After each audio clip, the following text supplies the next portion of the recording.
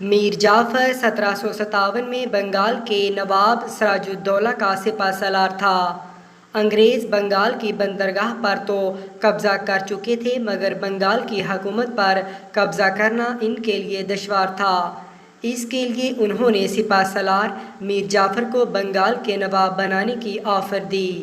اس کے صلے میں جنگ کے دوران فوج کو اپنی جگہ سے نہ ہلنے کی ہدایت دی تھی۔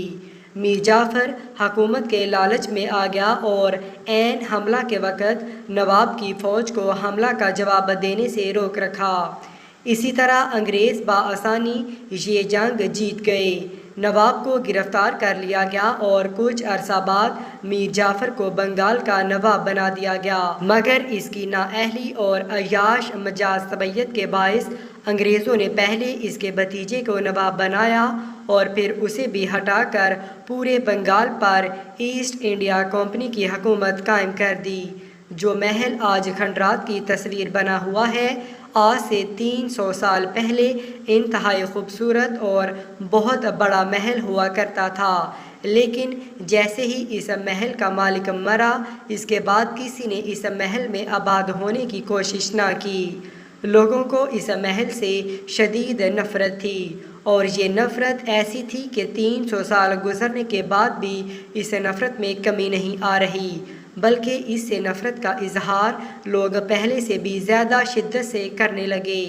مثال کے طور پر جب کوئی شخص اس محل کے قریب سے گزرتا ہے تو آج بھی اس کے اوپر تھوک کر گزرتے ہیں، حتیٰ کہ کچھ لوگ نفرت میں اس قدر انتہا پسندی کا مظاہرہ کرتے ہیں کہ اس کی دیواروں پر باقاعدہ جوتے مارے جاتے ہیں۔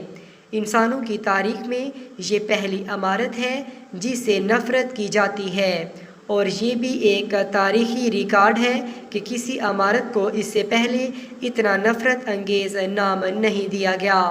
اس کو اس ملک کی گورنمنٹ نے سرکاری طور پر اسے گردار محل کا نام دے رکھا ہے۔ یہ بات تو شاید آپ کے لیے اتنی بڑی نہ ہو کہ کسی ملک میں کوئی حکومت کسی تعصب کی وجہ سے یا کسی نفرت کی وجہ سے ایسا نام دے سکتی ہے، لیکن آپ کے لیے حیرت کی بات ہوگی کہ سب سے بڑے عالمی ادارے یونیسکو نے بھی اسے گردار محل کا نام دے رکھا ہے۔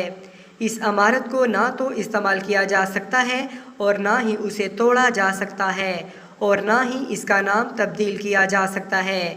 اس بات سے اندازہ لگا لیجئے کہ وہ شخص کس قدر بدبخت تھا کہ جس کی نفرت تاریخ کا حصہ بن کر رہ گئی ہے۔ اس دنیا میں آج تک کروڑوں اربوں انسان گزر چکے ہیں جن سے ان کے جرائم اور گناہوں کی وجہ سے شدید نفرت کی جاتی ہے، لیکن کسی کو بھی تاریخ نے اتنی نفرت سے یاد نہیں کیا کہ اس کے گھر کے نام کو بھی نفرت کے نام میں تبدیل کر دیا گیا کہ اس شخص نے غداری کی تھی۔